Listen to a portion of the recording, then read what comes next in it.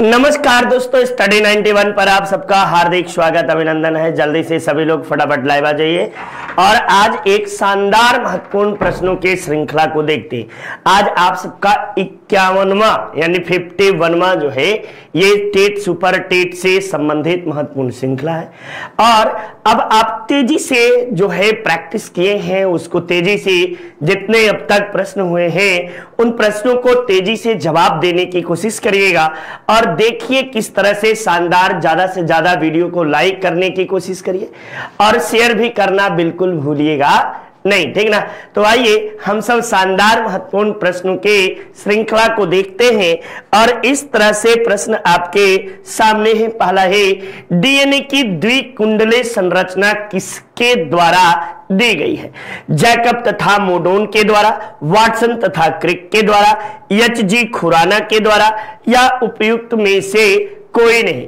फटाफट जल्दी से आप सब जवाब दीजिए। शानदार, हाँ जी बच्चों, एकदम एकदम बिल्कुल सही तरीके से शानदार तरीके से प्रश्नों की श्रृंखला को करें। जवाब आप सबका आना चालू हो गया है और आपको जो है एकदम बिल्कुल आप सब सही जवाब दे रहे हैं। वाटसन और क्रिक के द्वारा जो है ये आपको क्या है, द्विकुंडलीय डीएनए के द्विहेक्सा मॉडल की खोज की गई थी।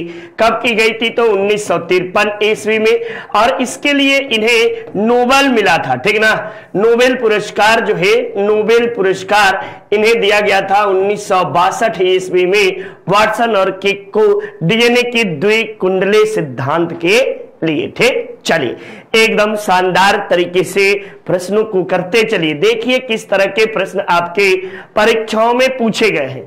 निम्न में से कौन सी विटामिन का सबसे अच्छा स्रोत है? संतरा है, सेब है, गाजर है या आंवला है? तब आप सबको पता है कि संतरा भी विटामिन सी का स्रोत माना जाता है, लेकिन सबसे अच्छा स्रोत, और उम्मीद करता हूं कि इस तरह के प्रश्न हमारे कोई भी विद्यार्थी गलत जवाब नहीं देंगे, ठीक ना। तो आंवला जो है ये विटामिन सी का सबसे अच्छा स्रोत माना जाता है, जबकि गाजर जो है विटामिन ए, ठीक ना, विटामिन ए का स्रोत जो है, ए का स्रोत गाजर सबसे अच्छा माना जाता है।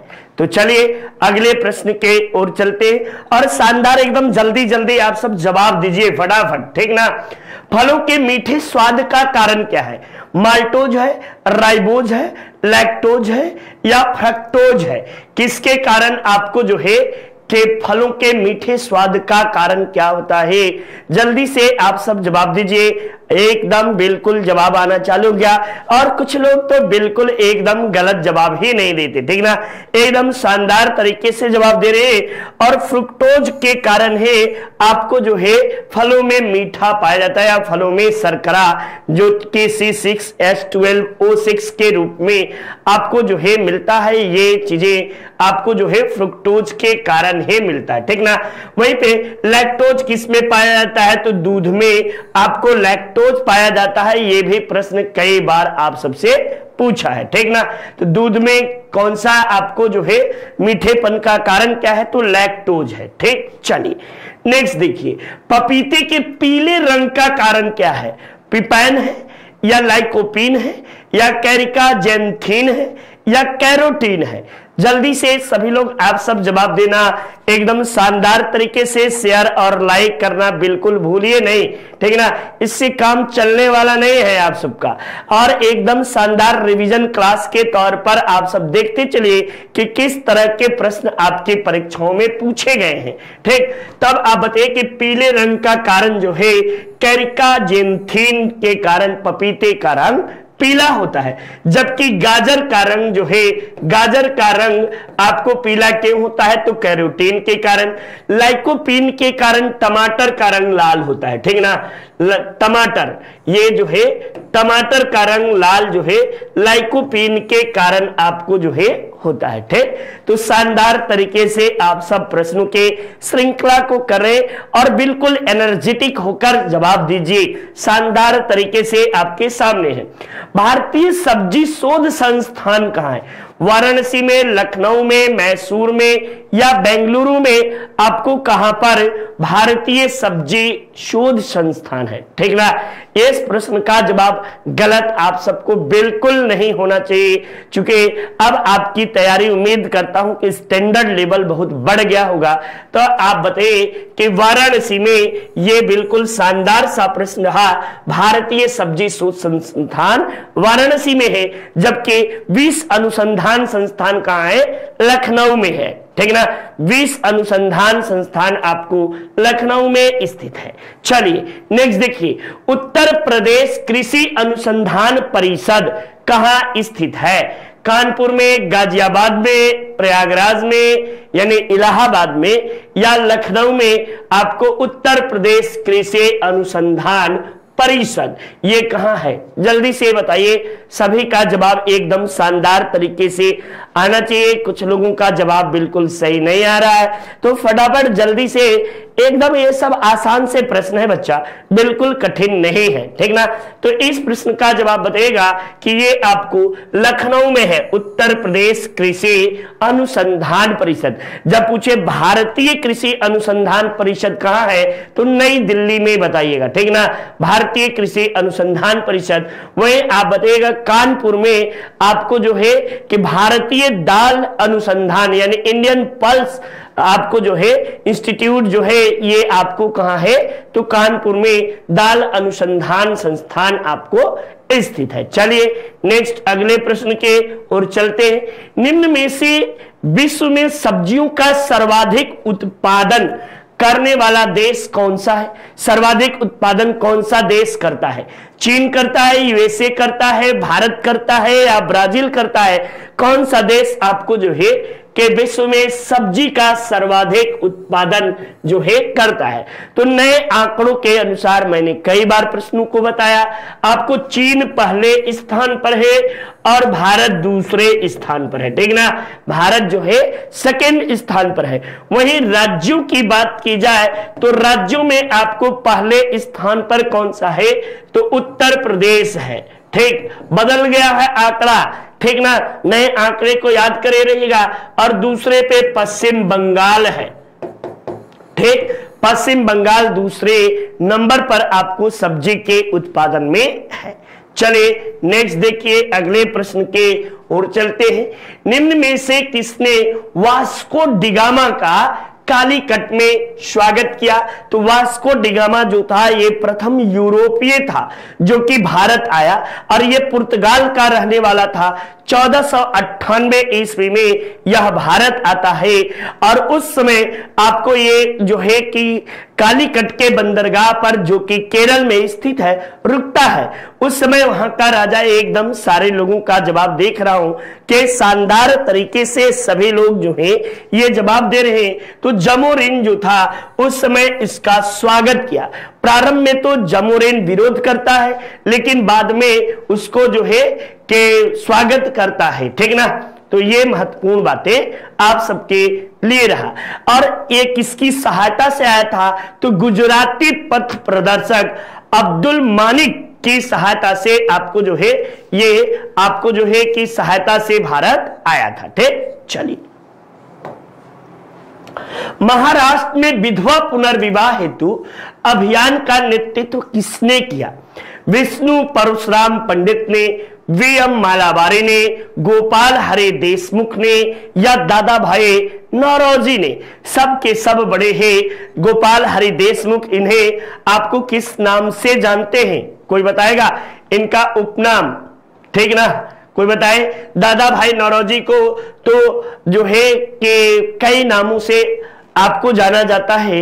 इन्हें भारत का वयोवृद्ध नेता, ठीक ना, भारत का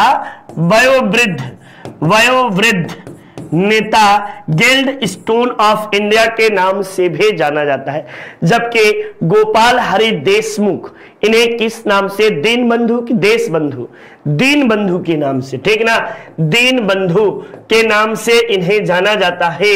और आपको जो है विधवा पुनर्विवाह किसके नेतृत्व में प्रारंभ हुआ, तो विष्णु परशुराम पंडित के नेतृत्व में प्रारंभ हुआ। चलिए अगले प्रश्न के ओर शानदार तरीके से हम सब चलते हैं। तो ये रहा हमारी संस्था की ओर से यूपी SSSC वीडियो ग्राम विकास अधिकारी का बैच शानदार तरीके से संचालित है, आप इसे परचेज कर सकते हैं। साथ ही साथ हिंदी इंडिविजुअल का भी बैच जबरदस्त तरीके से नितिन सर के द्वारा पढ़ाया गया है और आप इसे परचेज करिए और अपनी सफलता को 4 चांद लगाइए।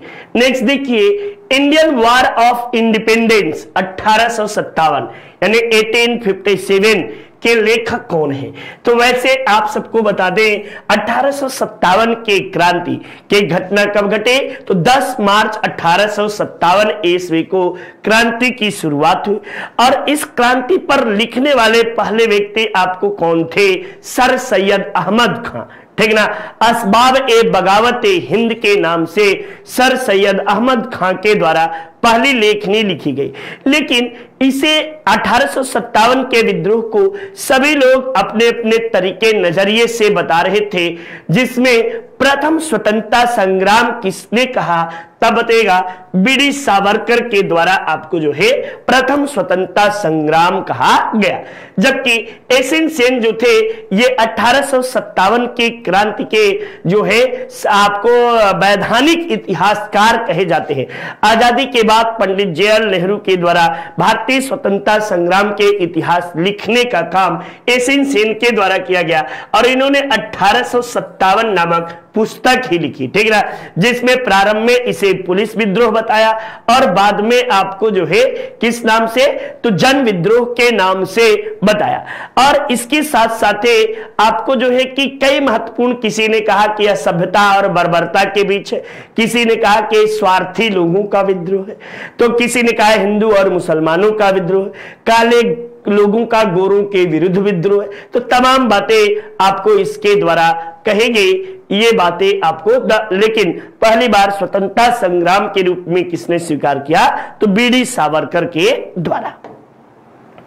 नेक्स्ट देखिए, किसके सुझावों पर भारतीयों को साइमन कमीशन से बाहर रखा गया। साइमन कमीशन का गठन जो है 1927 ईस्वी में 1927 ईस्वी में इसका आपको गठन हुआ। कब, तो 1927 में गठन। और भारत आगमन कब हुआ, तो 1928 ईस्वी में इसका जो है भारत आगमन होता है। इसे व्हाइट कमीशन यानी श्वेत कमीशन के नाम से भी, श्वेत कमीशन के नाम से भी जाना जाता है। और ये किसके कहने पर भारतीय लोगों को शामिल नहीं किया गया, Lord Reading, Lord Chelmsford, sir John Simon या लॉर्ड इरविन। तो कुछ बच्चों का जवाब बिल्कुल शानदार तरीके से आ रहा है भैया, ये आप सब जवाब जो है एकदम बिल्कुल शानदार दे रहे हैं और मैं देख भी रहा हूं कि आप सब जवाब शानदार तरीके से दिए जा रहे हैं। तो ये लॉर्ड इरविन जो थे, लॉर्ड इरविन के सुझाव पर है किसी भी भारतीयों को साइमन कमीशन में शामिल नहीं किया गया।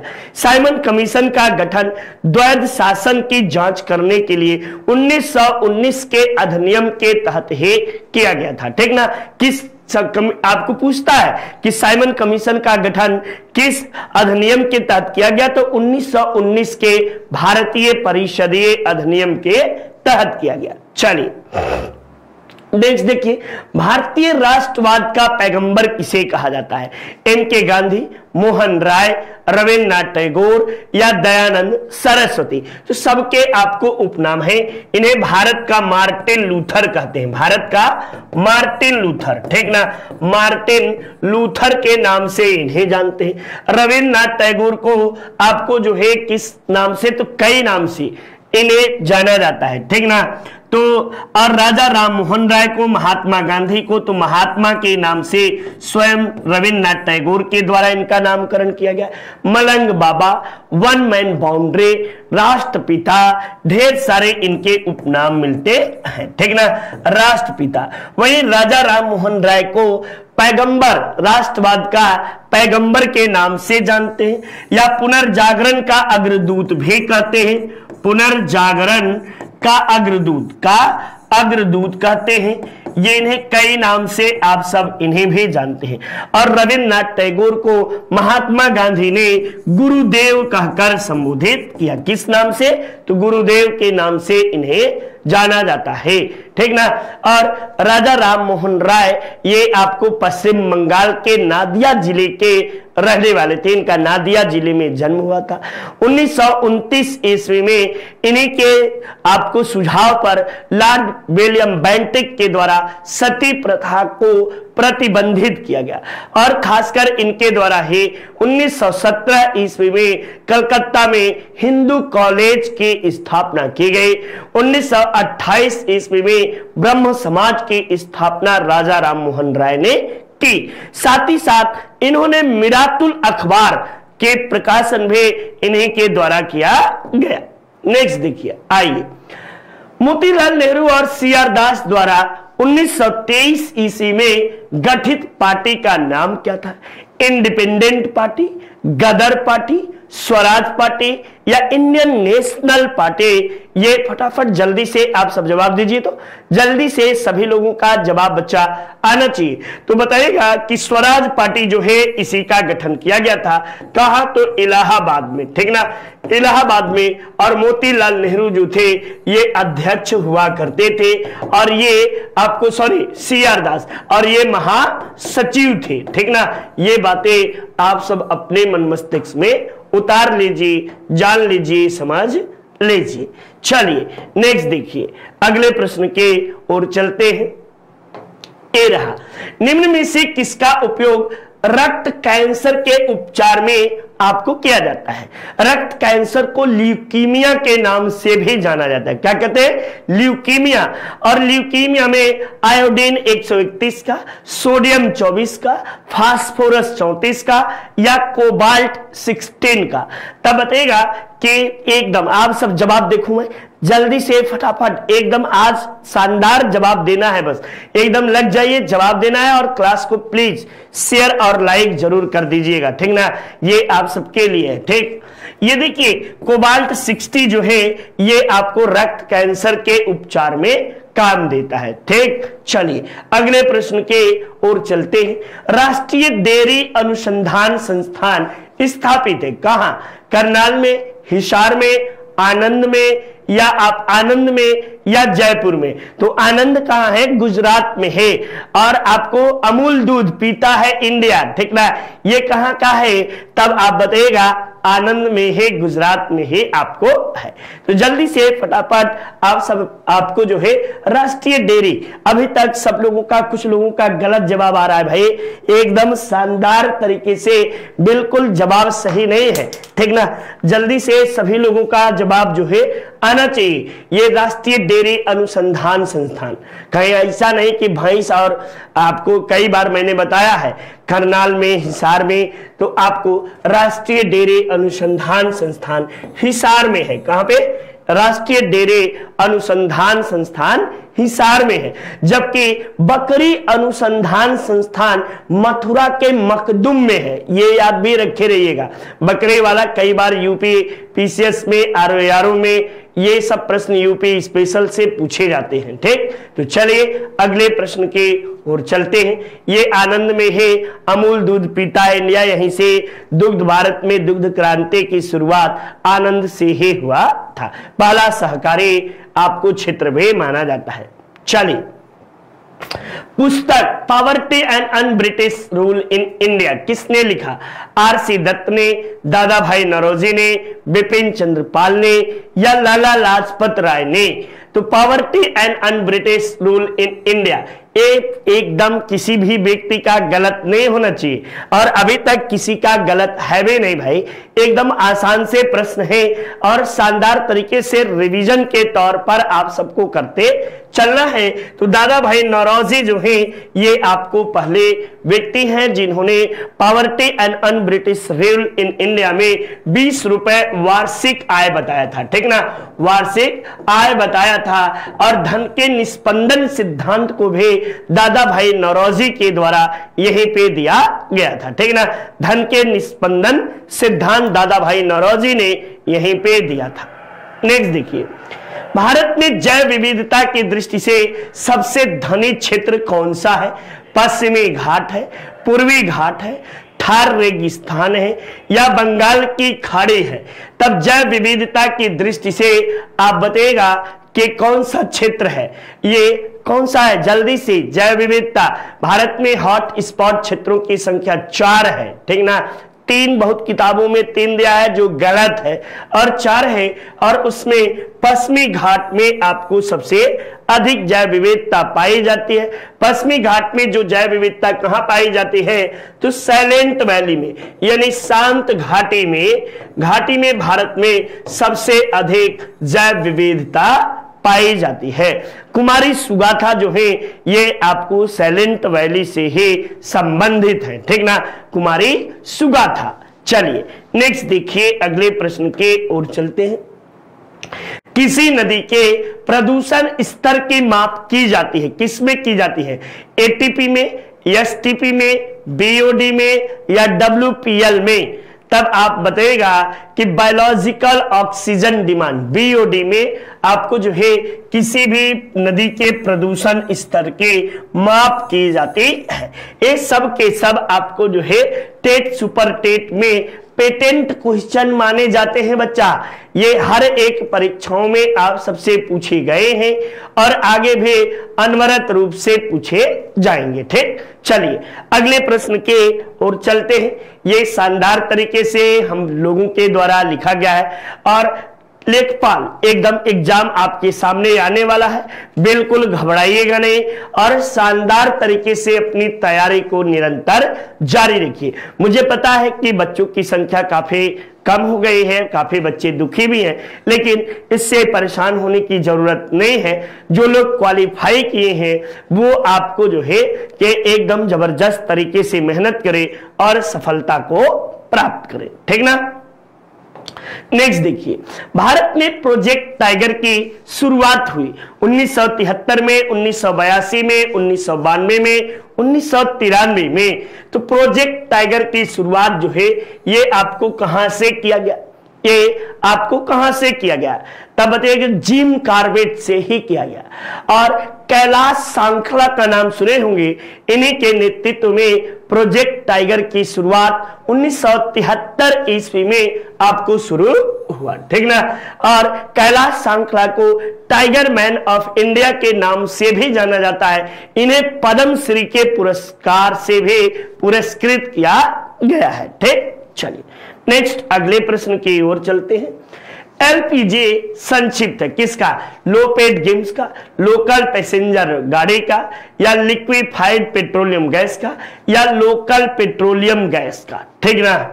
तब ये आपको जो है लिक्विफाइड तो नहीं होना चाहिए, इसका लिक्विड पेट्रोलियम गैस या लिक्विफाइड कर लो, वही बात है, लिक्विफाइड पेट्रोलियम गैस। साथ ही साथ एलपीजी का मतलब है लिबरलाइजेशन, प्राइवेटाइजेशन और ग्लोबलाइजेशन। एलपीजी का मतलब एक और आप लोग जान जाइएगा, लिबरलाइजेशन, प्राइवेटाइजेशन और ग्लोबलाइजेशन। ये भारत में 1990 के दशक में आपको इसकी शुरुआत की गई थी।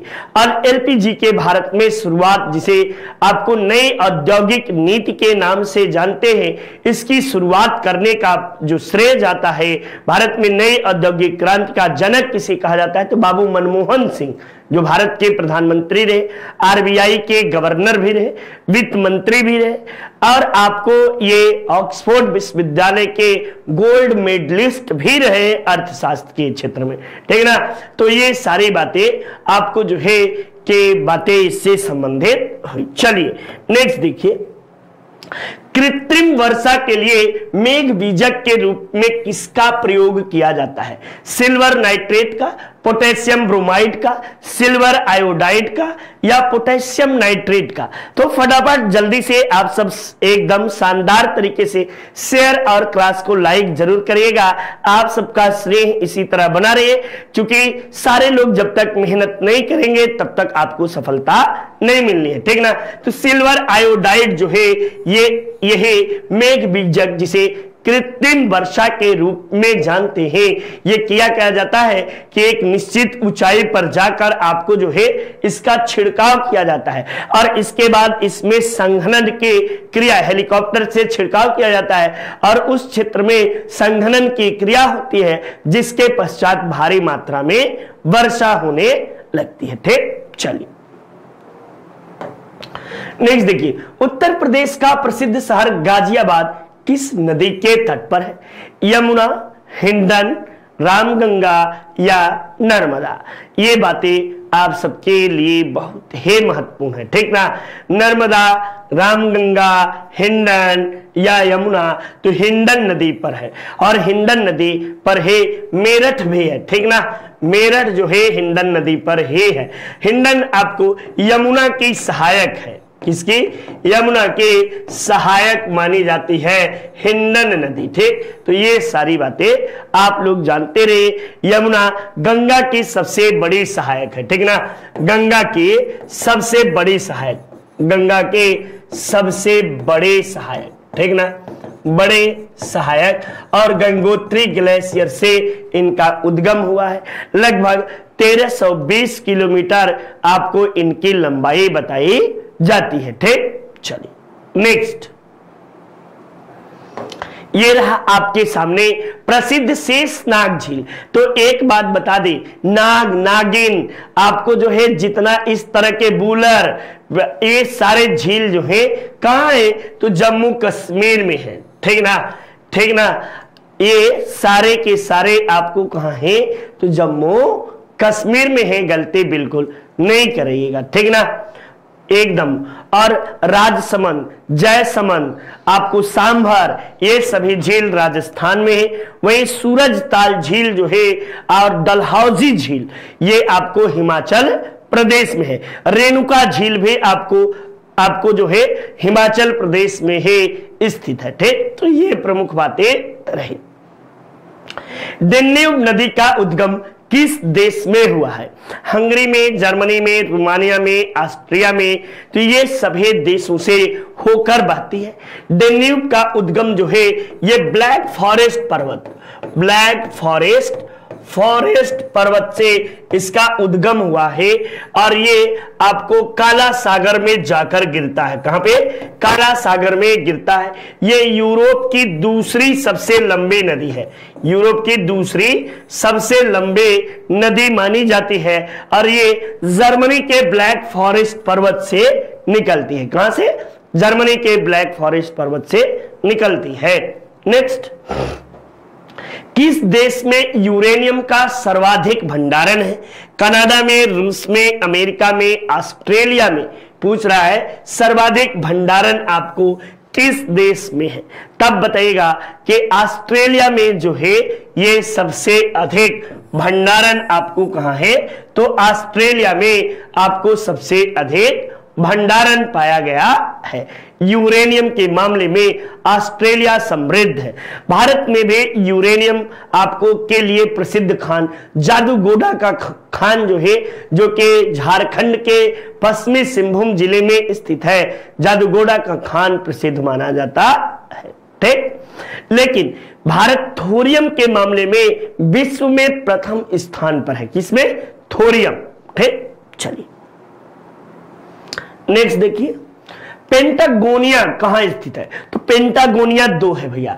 एक पेंटागोनिया का मरुस्थल है, मरुस्थल, और दूसरा पेंटागोनिया का मैदान भी है।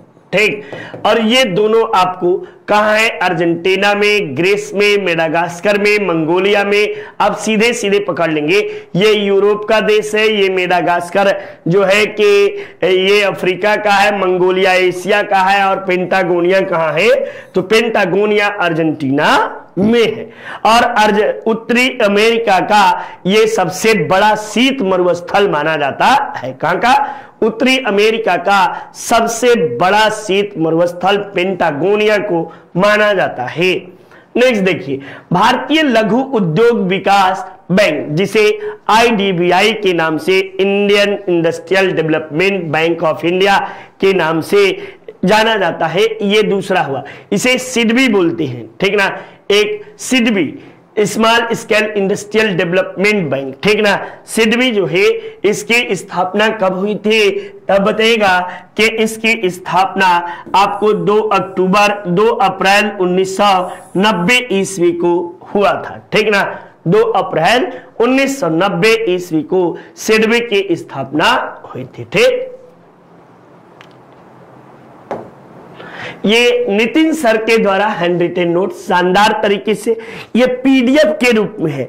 कई बच्चे सोचते हैं ये बुक है, बुक नहीं है बच्चा, ये पीडीएफ के रूप में है और आप इसे परचेज कर सकते हैं। बड़ा ही शानदार तरीके से नितिन सर के द्वारा इसे लिखा गया है। नेक्स्ट अगले प्रश्न के ओर आइए।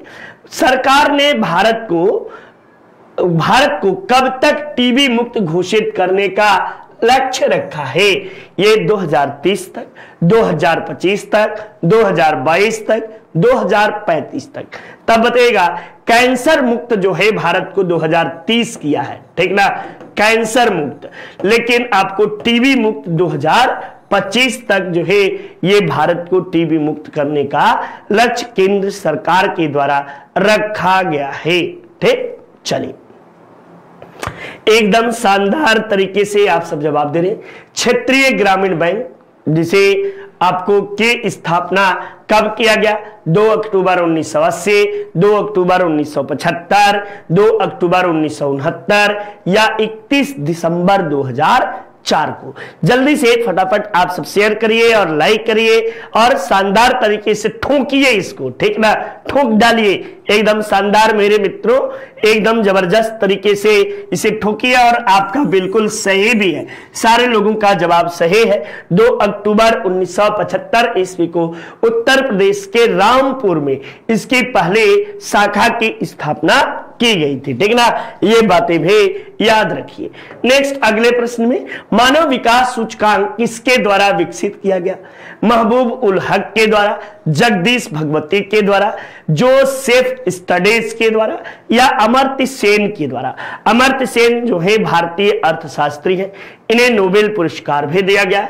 और महबूब उल हक ने आपको जो है मानव विकास सूचकांक 1990 ईस्वी में जारी किया गया। इसका जारी करता यूएनडीपी है, ठीक ना, United Nation Development Programme, UNDP के द्वारा आपको जारी किया गया है। और महबूब उल हक जो है ये आपको जारी कर मतलब कि इसे देने वाले, विकसित करने वाले, इस सिद्धांत को विकसित करने वाले हैं, ठीक। चलिए नेक्स्ट, पास्कल इकाई है किसके? आर्द्रता के, दाब के, वर्षा के या तापमान की? जल्दी से सभी लोग, ये फंसाने वाला लगता है ये सब प्रश्न आसान है, परंतु ये सारे के सारे प्रश्न आसान नहीं है। मैं ये गारंटी के साथ कह सकता हूं कि ये प्रश्न आसान नहीं होते, ठीक ना। ये परीक्षा हाल में आप इतना कंफ्यूजन में ऐसे ऐसे ऑप्शन बना देंगे कि आप कंफ्यूजन में हो जाएंगे। तो पास्कल जो है ये दाब के इकाई है, ठीक। हाइग्रोमीटर जो है ये आर्द्रता के इकाई होती है। रेन गेज वर्षा की होती है। और आपको केल्विन तापमान के एसआई इकाई मानी जाती है, ठीक ना। तो सारी बातें आप सबको पता है। देखिए एसआई सिस्टम में तापमान का आपको जो है इकाई क्या है एसआई सिस्टम में, ठीक। तब बताएगा कि केल्विन है एसआई सिस्टम में आपको जो है तापमान की इकाई माना जाता है। कौन? केल्विन, ठीक। चलिए एकदम जबरदस्त तरीके से आप सब प्रश्नों को कर रहे हैं और उम्मीद यही करता हूं कि आप सब एकदम शानदार तरीके से सफलता को प्राप्त भी करेंगे, ठीक ना।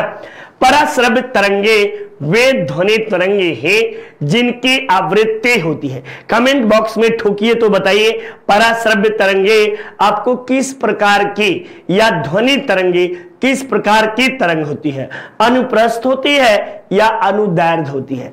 ऑप्शन लगता है आसान है, लेकिन ऑप्शन परीक्षा हाल में अनुप्रस्थ, अनुदैर्ध्य, अनुप्रस्थ, अनुदैर्ध्य और गलती ठोक दिए गलती, ठीक ना। तो जो पहली बार दिमाग में आएगा वही लगाइएगा। कमेंट बॉक्स में बताइए पराश्रव्य तरंगे ये इसे कौन सुनता है? तो चमगादड़ और कुत्तों के द्वारा इस तरह के अश्रव्य और पराश्रव्य तरंगे सुनी जाती है। ये आपको जो है 20,000 हर्ट्ज, कितने 20,000 हर्ट्ज तक की तरंगे यानी 20 किलो हर्ट्ज तक की तरंगे जो होती हैं इन्हें ही हम पराश्रव्य तरंगे कहते हैं। ठीक ना, ये पराश्रव्य तरंगों के नाम से जानी जाती है। चलिए नेक्स्ट देखिए, और 20 हर्ट्ज से नीचे अश्रव्य तरंगे, ठीक 20 हर्ट्ज से नीचे अश्रव्य तरंगे होती हैं। आर्यभट्ट का आपको प्रक्षेपण किया गया, कब किया गया? आर्यभट्ट भारत का प्रथम आपको जो है उपग्रह है, ठीक ना, प्रथम मानव निर्मित उपग्रह, भारत का प्रथम मानव निर्मित उपग्रह। इसे कब प्रक्षेपित किया गया था? 19 अप्रैल 1975 को, या 6 दिसंबर 1957 को, 31 जनवरी 1958 को, 2 अक्टूबर 1980 को। कब इसे प्रक्षेपित किया गया था? तब बताएगा कि 19 अप्रैल 1975 ईस्वी को इसे प्रक्षेपित किया गया था। ठीक ना, चलिए नेक्स्ट देखिए, भाप के इंजन का आविष्कार किसने किया? रॉबर्ट वाटसन ने, जेम्स वाट ने, विलियम हार्वे ने, उपयुक्त में से कोई नहीं। तो भाप के इंजन जो है ये औद्योगिक क्रांति के बहुत बड़ी उपलब्धि मानी जाती है और इंग्लैंड के वैज्ञानिक जेम्स वाट के द्वारा आपको जो है इंजन का आविष्कार किया गया। ठीक ना, आपको जो है भाप के engine book book book book करती आई रेल, हम लोग बचपन में बड़ा पढ़ते थे ना, अब तो कुछ सब ये सब पढ़ाई ही खत्म हो गया।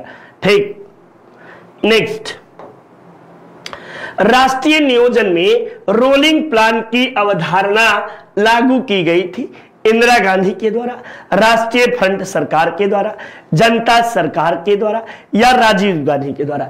तो ये आपको जो है रोलिंग प्लान इसे कब लागू किया गया? 1978 ईस्वी में इसे लागू किया गया। इसे अनवरत योजना भी कहते हैं, अनवरत योजना के नाम से भी जानते हैं। ये गुरनार मिर्डल मॉडल पर आधारित था, गुरनार मिर्डल मॉडल पर आधारित था। और इस समय आपको जो है कि जनता पार्टी की सरकार थी, किसके द्वारा? जनता पार्टी की सरकार के द्वारा आपको इसकी शुरुआत की गई। ठीक ना, ये जनता पार्टी सरकार के द्वारा शुरुआत किया गया। इसी के समय ट्राइसेम योजना की शुरुआत भी किया गया था और इस समय ही आपको जो है कि डीपी लकड़वाला जो थे ये योजना आयोग के उपाध्यक्ष हुआ करते थे। ठीक, और जब पूछे कि जनता पार्टी किसके नेतृत्व में सरकार बनी थी, तो मोरारजी देसाई जी के नेतृत्व में। ठीक ना, मोरारजी देसाई जी के नेतृत्व में जनता पार्टी की सरकार बनी थी। मोरारजी देसाई भारत के सबसे अधिक आयु में प्रधानमंत्री बनने वाले थे। ठीक, नेक्स्ट देखिए, NTA NET National Eligibility Test, ये शानदार तरीके से हमारे संस्था की ओर से इसे पढ़ाया गया है। आप इसे परचेज कर सकते हैं और आपके सुनहरे भविष्य के लिए ये काफी फायदेमंद भी होगा। ठीक ना, साथ ही साथ यूपी टेट का भी बैच, और मैं रोज टेट का अनवरत रूप से, यूपी टेट, सी टेट आपको जो है अनवरत रूप से पढ़ा रहा हूं। ठीक ना, कि कम से कम आपको कंडीशन इतनी मजबूत हो जाए कि जूनियर भी निकल जाए। ठीक, देख ही रहे होंगे बाकी की चीजें। आप सब आइए अगले प्रश्न की ओर देखते हैं। स्वेज नहर इसको जोड़ती है। स्वेज नहर दुनिया के सबसे लंबी नहर मानी जाती है। ठीक ना, और स्वेज नहर के, अभी पिछले पीसीएस में पूछा था कि स्वेज नहर के आपको जो है कि कितने दूरी यूरोप से, लंदन से भारत की दूरी कितनी कम हो गई थी? तो 7000 किलोमीटर की दूरी कम हो गई थी। और ये जो है लाल सागर को भूमध्य सागर से जोड़ने का काम आपको करता है। 1956 ईस्वी में इसका राष्ट्रीयकरण किया गया और इसका राष्ट्रीयकरण करने का काम किसके द्वारा किया गया? तो मिस्र के राष्ट्रपति नासिर हुसैन के द्वारा किया गया। ठीक ना, तो नासिर हुसैन ने इसे राष्ट्रीयकरण किया इसका, और अब वर्तमान में मिस्र का है। इसका आपको इस नहर का निर्माण किसके द्वारा किया गया था? तो फ्रांस के द्वारा किया गया था। चलिए, संसार का सबसे बड़ा द्वीप कौन सा है? तब बताइएगा संसार का सबसे बड़ा द्वीप आपको कौन है? बोर्नियो है, ग्रीनलैंड है, मेडागास्कर है या न्यू गिनी है? तब आप पहले नंबर पे आपको ग्रीनलैंड है, दूसरे नंबर पे आपको जो है न्यू गिनी है, तीसरे नंबर पे बोर्नियो है और चौथे नंबर पे मेडागास्कर है। ठीक ना, ये सभी द्वीप को आप क्रम से याद कर लीजिएगा। बोर्नियो ये आपको कह सकते हो कि एशिया का सबसे बड़ा जो है बड़ा द्वीप के रूप में जानते हैं, जबकि आपको न्यूजीलैंड जो है, न्यू गिनी, ये ऑस्ट्रेलियाई समूह का सबसे बड़ा द्वीप या प्रशांत महासागर में स्थित सबसे बड़ा द्वीप माना जाता है। जबकि ग्रीनलैंड जो है ये उत्तरी अमेरिका में है और इस पर अधिकार पोलैंड का है। ठीक ना, राजनीतिक अधिकार पोलैंड का आपको मिलेगा और ये आर्कटिक वृत्त में आपको स्थित है। अटलांटिक महासागर और आर्कटिक महासागर के बीच में आपको जो है न्यू गिनी आपको पाया ग्रीनलैंड आपको स्थित है। नेक्स्ट, वायुमंडल में सबसे अधिक गैस कौन से प्रतिशत है? कार्बन के, नाइट्रोजन के, ऑक्सीजन के या हाइड्रोजन के? तो सबसे अधिक आपको कौन से है? तो बताइएगा नाइट्रोजन जो है वायुमंडल में 78% पाया जाता है और 21% के साथ आपको जो है ये आपको ऑक्सीजन दूसरे नंबर पे है और 0.03 आपको प्रतिशत कार्बन डाइऑक्साइड CO2 जो है CO2 पाया जाता है। कितना? 0.02 आपको पाया जाता है। चलिए नेक्स्ट देखिए, संसार में तांबे का सबसे बड़ा उत्पादक देश कौन सा है? चिली, पोलैंड, अमेरिका या जापान? ये प्रश्न भी आपको यूपी PCS और सभी एग्जामों में शानदार तरीके से इस तरह के प्रश्न पूछे गए हैं और सुपर टेट में भी पूछे जा सकते हैं। अभी तो 2 पेपर ही सुपर टेट का हुआ, इससे आप अंदाजा लगा सकते हैं कि किस तरह के परीक्षाओं में आपसे प्रश्न पूछे गए हैं। तब बताइएगा चिली जो है, और खासकर आपको आटाकामा मरुस्थल जानते होंगे। आटाकामा मरुस्थल या आप जो है एंडीज पर्वत श्रेणी में आपको जो है यह चिली बसा है और चिली में सबसे अधिक तांबे का विश्व में उत्पादक देश चिली है। और भारत में सबको पता है राजस्थान, और राजस्थान का कौन सा स्थान कोई बताएगा? कमेंट में बताएंगे। उसके नाम से राजा खेतड़ी को भी जाना जाता है और सिंधु घाटी सभ्यता से लेकर अब तक खेतड़ी से तांबे का उत्खनन के मामले में भारत में पहले स्थान पर है वो। और राजस्थान का मार्बल जहां से मकराना पाया जाता है, यह मकराना सिंधु घाटी सभ्यता में भी मकराना की खान से ही उत्खनन कराया जाता था। किस भारतीय क्रिकेटर को विजडन के 5 क्रिकेटर्स यानी 5 क्रिकेटर्स ऑफ द ईयर 2022 में आपको शामिल किया गया है? विराट कोहली, रोहित शर्मा, ऋषभ पंत या KL राहुल? ये आपको करंट का क्वेश्चन है बच्चा, ये करंट का क्वेश्चन है और कोई भी व्यक्ति गलती नहीं करेंगे, ये उम्मीद की जाती है। आप सबसे यही उम्मीद की जाती है। चलिए जल्दी से बताइए।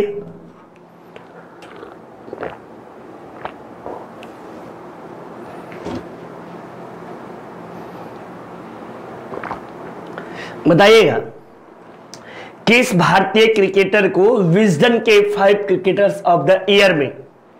भैया कोई और नहीं, रोहित शर्मा। ठीक ना, ये मुंबई इंडियन से खेल रहे थे और मुंबई इंडियन सबको पता है कि बाहर हो गई है IPL से। ठीक ना, चेन्नई सुपर किंग और मुंबई इंडियन दोनों। केंद्र सरकार ने किस अर्थशास्त्री को आपको नीति आयोग का उपाध्यक्ष नियुक्त किया? वेरी वेरी इंपॉर्टेंट VVI प्रश्न है। ठीक ना, VVI प्रश्न इसे मान लीजिएगा। रघुराम राजन, सुमन बेरी, अमर्त्य सेन, उर्जित पटेल? तब बताइएगा सुमन बेरी को आपको जो है ये जो है नीति आयोग के उपाध्यक्ष के रूप में नियुक्त किया गया। ठीक ना, ये नीति आयोग के 3रे उपाध्यक्ष सुमन बेरी हैं। ठीक, चलिए पहले उपाध्यक्ष अरविंद पनगड़िया थे, नीति आयोग के प्रथम उपाध्यक्ष अरविंद पनगड़िया। किस देश ने पोलैंड और बुल्गारिया को रूबल में भुगतान करने में विफलता के कारण गैस आपूर्ति रोक दे? किसने? रूस ने, चीन ने, भारत ने, जापान ने? इन ससुरल को पास है ये नहीं है। रूस जो है इसने ही आपको जो है कि इसकी मांग जब डॉलर की मुद्रा की बढ़ोतरी होने लगी तो ऐसी कंडीशन में इसके द्वारा अपने देश की मुद्रा को चालू किया गया और इसने कहा कि हम अपने देश की मुद्रा में ही लेंगे, ठीक ना। और ऐसी चूंकि खनिज गैस संपदाओं के मामले में रूस जो है वो यूरोपीय कंट्री जो है कि अधिकांश यूरोपीय कंट्री रूस पर ही आश्रित है। आप सुने होंगे एस जयशंकर प्रसाद जी का, एस जयशंकर जो हमारे विदेश मंत्री हैं, इनके स्टेटमेंट को कि जितने एक शाम में मतलब एक दोपहर में जितना यूरोप गैस का खपत कर लेता है, भारत महीने में उतना खपत नहीं करता। ये अमेरिका को जवाब देते हुए अपनी एकदम शानदार कूटनीति का प्रयोग करते हुए एस जयशंकर ने दिया था। चलिए, प्रधानमंत्री नरेंद्र मोदी ने हाल ही में आपको जो है कि किस राज्य में एक कैंसर उपचार केंद्र का उद्घाटन किया? बिहार में, झारखंड में, असम में या राजस्थान में? किस राज्य में आपको जो है उद्घाटन किए? जल्दी से फटाफट आप सब बताइए, किस राज्य में उद्घाटन किए? कोई बताएगा? भैया अभी हाल फिलहाल ही प्रधानमंत्री जो है असम के दौरे पर थे और जो है असम राज्य में आपको कैंसर उपचार केंद्र की स्थापना किए हैं, उद्घाटन किए हैं। हाल ही में स्वदेशी नेविगेशन प्रणाली गगन का उपयोग करने वाले पहली एयरलाइंस कौन बने हैं? एयर इंडिया बनी है या एयर एशिया इंडिया बनी है, इंडिगो बनी है या स्पाइस जेट बनी है? ये सब पेटेंट क्वेश्चन है, वीवीआई प्रश्न है। ये एक दो बार मैं हमेशा रिवीजन करा रहा हूं। और इंडिगो जो है यह आपको स्वदेशी नेविगेशन प्रणाली का उपयोग करने वाले आपको जो है पहले एयरलाइंस कंपनी बनी है। नेक्स्ट चलिए अगले प्रश्न की ओर चलते हैं। मई 2022 में किस दिन को अंतरराष्ट्रीय अग्निशामक के रूप में, ये नई शुरुआत है, अग्निशामक के रूप में आपको कब मनाया गया? वीवीआई कर लीजिए, वेरी वेरी इंपॉर्टेंट प्रश्न के रूप में इसे शामिल कर लीजिए।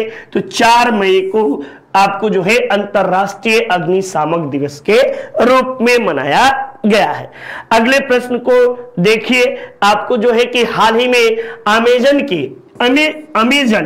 अमेजन के सीईओ किसे नियुक्त किया गया है? विवेक रूसिया को, आजाद कुमार को, लोइसे बोर्गोइन को या एंडी जेसी को? तब बताएगा। एंडी जेसी जो है ये हाल ही में करंट है, ये करंट का है और सब अपडेट अपने कलम कॉपी को खोल लीजिए, एक एक लाइन नोट करते चलिएगा करंट, ठीक ना। और चूंकि टेट सुपर टेट में जब भी आएगी करंट की हमेशा डिमांड बनी रहेगी। करंट जो है ये हमेशा अपडेट होना चाहिए। किस राज्य के मुख्यमंत्री ने मुख्यमंत्री मितान योजना या कार्यक्रम की शुरुआत की? महाराष्ट्र, राजस्थान, छत्तीसगढ़ या पंजाब? किस राज्य के मुख्यमंत्री के द्वारा आपको जो है इसकी शुरुआत की गई है? कोई बताएगा जल्दी से? हाँ जी बिल्कुल, एकदम कुछ बच्चों का शानदार जवाब भी आ रहा है। तो आप सब एकदम, जिसने भी छत्तीसगढ़ जवाब दिया है वे सभी लोगों का जवाब बिल्कुल सही है। किस देश की क्रिकेट टीम विश्व की नंबर 1 रैंकिंग वाली 2020 टीम बन गई है? Brazil, Bharat, New Zealand, Canada? अरे ऑप्शन भी बनाना चाहिए तो थोड़ा सा सही बनाना चाहिए भाई।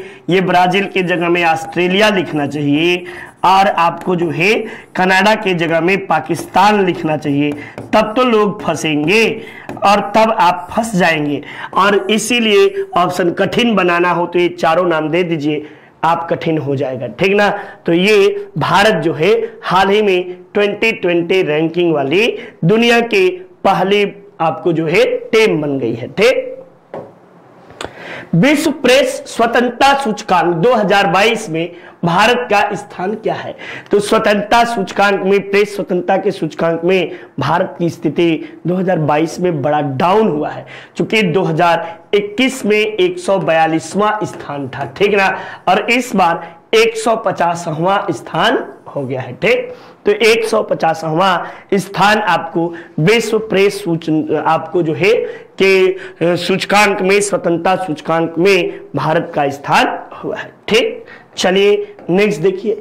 तो ये वीडियो शानदार तरीके से हमारी संस्था की ओर से लिखा गया है, और आप अपने जो भी पिछली बार परीक्षा में चूके हैं उन महानुभावों से मेरा विनम्र निवेदन है कि इस बार चूकिएगा नहीं, और शानदार तरीके से वीडियो की तैयारी करिए और सफलता को सुनिश्चित कीजिए। साथ ही साथ यूपी पुलिस का भी बैच हमारी संस्था की ओर से शानदार तरीके से संचालित है, आप इसे परचेज कर सकते हैं, ठीक ना।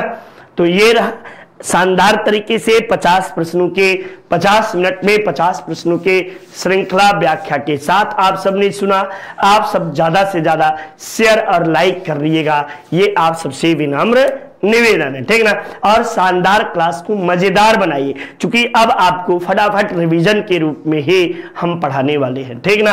अब आपको लिखने वाला व्याख्या जो मैं लिखता था, क्योंकि बहुत विद्यार्थी उसको पसंद नहीं करते हैं मेरे समझ से, इतनी लंबी लंबी व्याख्या लिखता था, फिर भी चलिए जो भी है शानदार तरीके से आप सब पढ़िए, और आप सबों को जहां भी दिक्कत हो कमेंट बॉक्स में कमेंट करिएगा, आपके आंसर को रिप्लाई जरूर करूंगा, ठीक। तो चलिए शुभ संध्या, शुभ रात्रि, नमस्कार, सत श्री अकाल, आपकी रात्रि मंगलमय हो, इन्हीं कामनाओं के साथ जय हिंद, जय भारत।